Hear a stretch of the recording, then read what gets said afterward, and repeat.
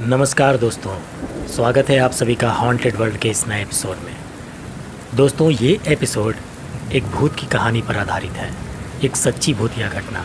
जी हाँ दोस्तों, ये कहानी हमारे एक सब्सक्राइबर ने भेजी है, जिनका नाम हम अभी आपके सामने बताने वाले हैं और उन्हीं की ज़ुबानी हम इस कहानी को सुनाएंगे। दोस्तों, अगर आपके साथ भी किसी प्रकार की भूतिया या रहस्यमयी घटना घटी हो जो आपके जीवन में एक डरावना अनुभव दिया हो, तो आप उस घटना को हमारे इस ईमेल आईडी पर भेज सकते हैं। हम आपकी घटना को आपकी ही ज़ुबानी इस चैनल पर सुनाएंगे।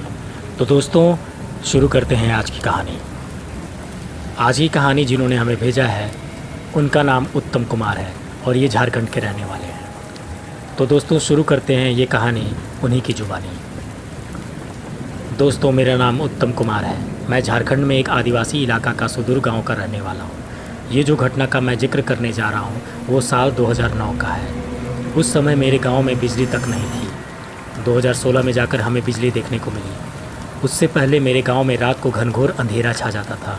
शाम को अंधेरा होते ही बहुत कम लोग बाहर देखने को मिलते थे। मेरा गांव थोड़ा नक्सली इलाके में भी आता है, इसलिए भी लोग शाम होते ही घर में घुस जाते थे। घटना बरसात के दिनों की है। एक दिन मैं अपनी साइकिल से कुछ सामान खरीदने एक छोटा सा मार्केट गया था, जो कि लगभग 9 से 10 किलोमीटर दूर है मेरे घर से। सामान खरीदते खरीदते पता ही नहीं चला कि कब अंधेरा हो गया। अंधेरा होते ही बारिश भी शुरू हो गया। ऐसा बारिश था जो कि रुकने का नाम ही नहीं ले रहा था। बारिश के चलते मुझे दुकान के सामने रुकना पड़ा। रात को करीब 9:30 से 10 बज गए। उस समय बारिश थोड़ी कमी लेकिन थमी नहीं थी। जब तक पूरी तरह बारिश ना रुके मैं जा भी नहीं सकता था, इसलिए मजबूरी में मुझे वहीं रुकना पड़ा। लगभग 10 बजे मार्केट पूरा सुनसान हो रहा था। मैं अकेला वहां अपने साइकिल और सामान के साथ था। फिर रात को करीब 10:30 बजे बारिश पूरी तरह रुक गई। मैं खुश होकर भगवान का शुक्रिया अदा कर रहा था, लेकिन मुझे क्या पता था कि आगे जो होने वाला है वो बेहद खतरनाक है।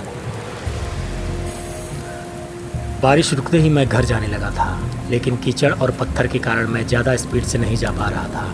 ऊपर से एक हाथ से टॉर्च लाइट और एक हाथ में हैंडल।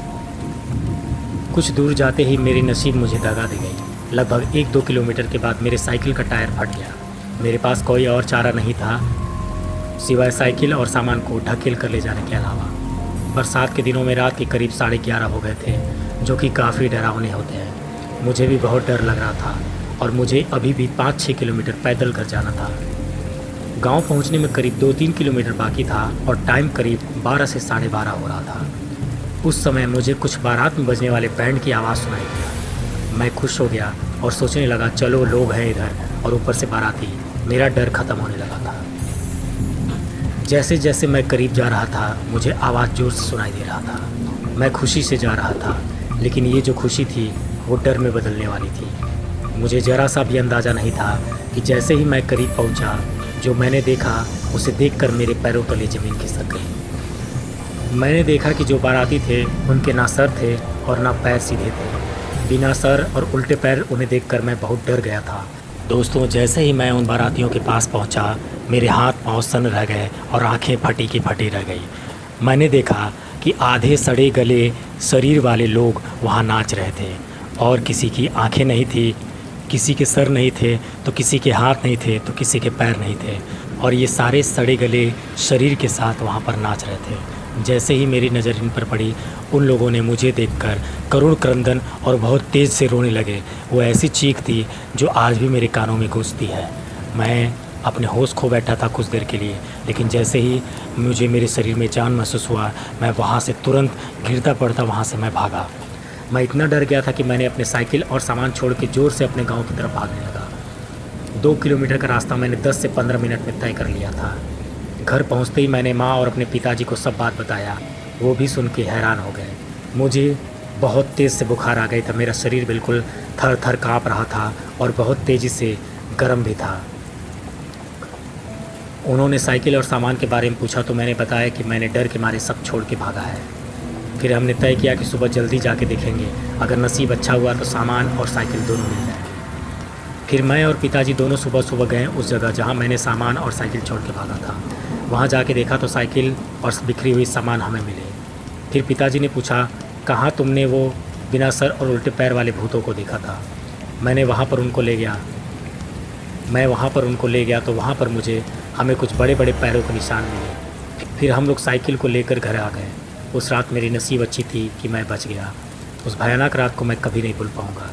दोस्तों, इस घटना के बाद मुझे ठीक होने में कुछ दिन का समय लगा, और जब इस घटना का जिक्र हमने अपने आस पड़ोस और गांव वालों के सामने किया तो एक कहानी निकल कर सामने आई। दोस्तों, गांव के बुजुर्गों ने बताया कि ये घटना लगभग 30 से 35 साल पहले की है। उस रात कुछ बाराती वहाँ से गुजर रहे थे। वहाँ उस जगह पर पहले एक नहर हुआ करता था और सारे लोग नाचते गाते एक ट्रैक्टर ट्रॉली पर सवार होकर उस जगह से गुजर रहे थे। दोस्तों, वह ट्रैक्टर ट्रॉली अचानक से उस नहर में गिर पड़ी और जितने भी बाराती थे वो उस नहर के अंदर समा गए और उनकी बेहद दर्दनाक तरीके से मौत हो गई। और दोस्तों, इस घटना के बाद से ऐसा माना जाता है, ऐसा कहा जाता है कि अक्सर रात में कभी कभी वहाँ से बारातियों की आवाज़ें आती हैं, ढोल नगाड़े और बाजों की आवाज़ सुनाई देती है, लोग नाचते गाते हैं और कब नाचते गाते ही यह आवाज़ें करुण क्रंदन और विलाप में बदल जाता है, ऐसा वहाँ के लोग कहते हैं। तो दोस्तों, आपको हमारी ये कहानी कैसी लगी हमें कमेंट सेक्शन में ज़रूर बताएं। ऐसी ही और रहस्यमयी भूतिया घटनाओं एवं कहानियों के बारे में जानने के लिए सब्सक्राइब करें हमारे चैनल को।